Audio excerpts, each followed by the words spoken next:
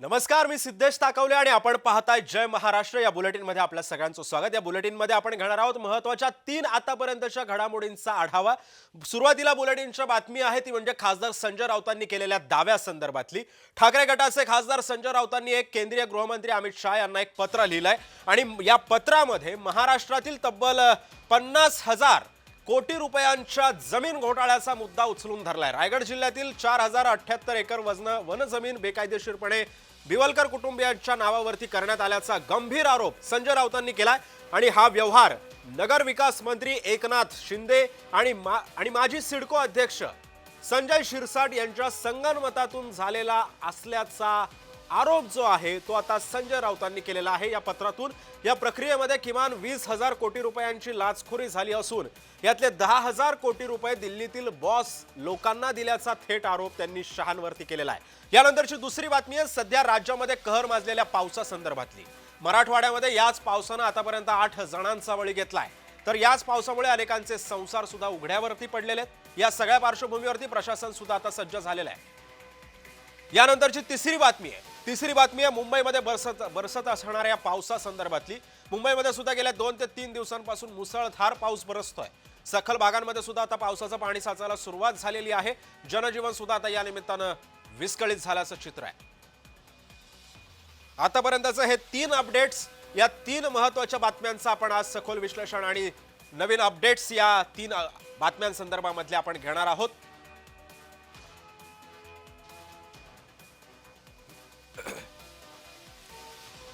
यामध्ये पहिली बातमी जी आहे ती संजय राऊतांनी आज जे अमित शहांना जे पत्र लिहिलेलं आहे या पत्रामधून जे काही आरोप करण्यात आलेले आहेत, जे दावे संजय राऊतांनी केलेले आहेत, या दाव्यांकडे आता सरकार काय पद्धतीने दखल घेतं हे सुद्धा पाहणं महत्त्वाचं असणार आहे। त्यानंतर दुसरी बातमी आहे ती म्हणजे राज्यामध्ये बरसत असणाऱ्या पावसासंदर्भातली। याच मुसळधार पावसामुळे आता मराठवाड्यामध्ये 8 बळी घेतलेले आहेत। तिसरी बातमी आहे मुंबईमध्ये असलेल्या संततधार पावसामुळे सखल भागामध्ये पाणी साचलेलं आहे, वाहतुकीवरती परिणाम झालेला आहे, रेल्वे सेवा विस्कळीत झालेली आहे। काय काय अपडेट्स आहेत मुंबईतल्या पावसासंदर्भातले हे सुद्धा आपण आज या बुलेटिनमध्ये आपण पाहणार आहोत।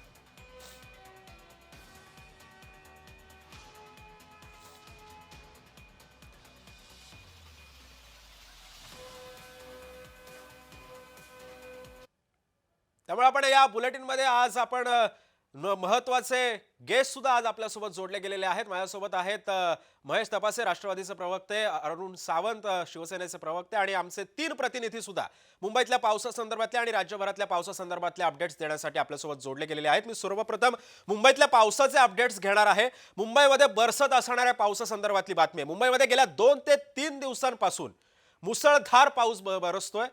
सकल भागांमध्ये सुद्धा पावसाचं पाणी साचायला सुरुवात झाली आणि त्यामुळे जनजीवन सुद्धा आता विस्कळीत झाले आणि याच पार्श्वभूमीवरती आमचे 2 प्रतिनिधी सध्या आपल्यासोबत जोडले गेलेले आहेत, मनोज दाळकर आणि आमचे प्रतिनिधी शुभम उमाळे सध्या आपल्यासोबत जोडले गेलेले। मी सर्वप्रथम शुभम तुझ्याकडे येतोय। शुभम, तू आता मुंबईतल्या कोणत्या परिसरामध्ये आहेस आणि आता सध्या मुंबईतल्या त्या परिसरातली परिस्थिती कशी आहे? सिद्धेश, आपण बघू शकतो मागील 3 ते 4 दिवसांपासून मुंबईमध्ये मुसळधार पाऊस सुरू आहे आणि त्यामध्ये समजा आजचा दिवस बघायला गेला तर मध्यरात्रीपासून जोरदार पावसाची बॅटिंग जी आहे ती मुंबईमध्ये दिसून येत आहे आणि त्याच परिणामी जे आहे मुंबईच्या सकल भागांमध्ये पाणी साचण्यास सुरुवात झालेली आहे। सध्या मी सायन पनवेल हायवे या ठिकाणी आहे आणि समजा पाहायला गेलं तर चुनाभट्टी हा परिसर तसा पडतो आणि या ठिकाणी फुल ट्रॅफिक जे आहे ते झालेलं दिसून येत आहे। अगदी चेंबूर पासून चुनाभट्टी असेल किंवा सायन्स सर्कल पर्यंत यायला आपल्याला 10 मिनिटाचा कालावधी लागत असतो, पण मात्र आता 1.5 ते 2 तास लागत आहेत, कारण की कशा पद्धतीने या हायवेवरच पाणी साचलेलं आहे ते बघू शकतो। आपल्या बाजूला एक रिक्षा देखील आहे, ती देखील कशा पद्धतीने पाण्यात गेलेली आहे। पूर्ण तिचे चाक जे आहेत, चाकावर जे आहे आपण बघू शकतो कशा पद्धतीने पूर्ण चाक पाण्यामध्ये गेलेला आहे। हायवेची ही दृश्य आहेत सिद्धेश, त्यामुळे विचार करू शकतो आपण की मुंबईची परिस्थिती किती भयान असू शकते। माझ्या मागच्या बाजूला बघू शकतो काही नागरिक या ठिकाणी येण्याचा प्रयत्न करत आहेत, पण रस्ताच नाहीये येण्यासाठी, त्यामुळे ते परत जे आहेत जाताना दिसून येत आहेत। दरम्यान या संदर्भामध्ये आपल्यासोबत शुभम, मी तुला थोडंसं थांबवतो, राष्ट्रवादीचे प्रवक्ते महेश तपासे सुद्धा आपल्यासोबत आहेत। महेशजी, स्वागत आहे तुमचं जय महाराष्ट्रमध्ये। मुंबईमधली जी आपण आत्ताची जी परिस्थिती पाहतोय या संदर्भामध्ये ही नेमकी कुणामुळे आता उद्भवलेली ही परिस्थिती? गेल्या अनेक वर्षापासून मुंबई महापालिकेवर थेट कंट्रोल हा महाराष्ट्र सरकारचा आहे।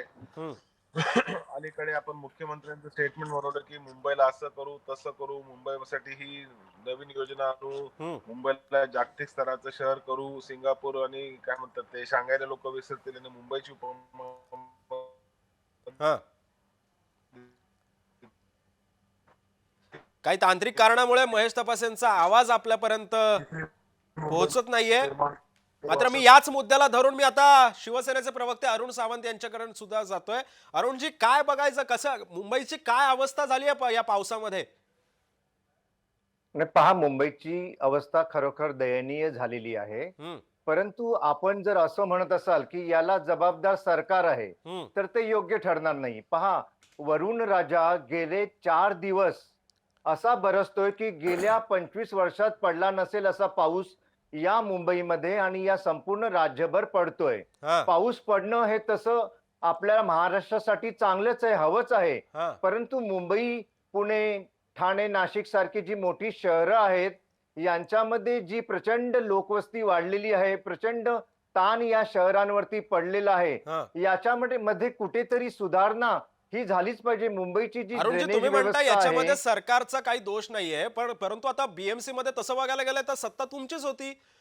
मुंबई महानगरपालिकेमध्ये जरी सत्ता तुमची असली तरी प्रत्येक पावसामध्ये मुंबईची होणारी अवस्था तुम्हाला परिचयाची आहे.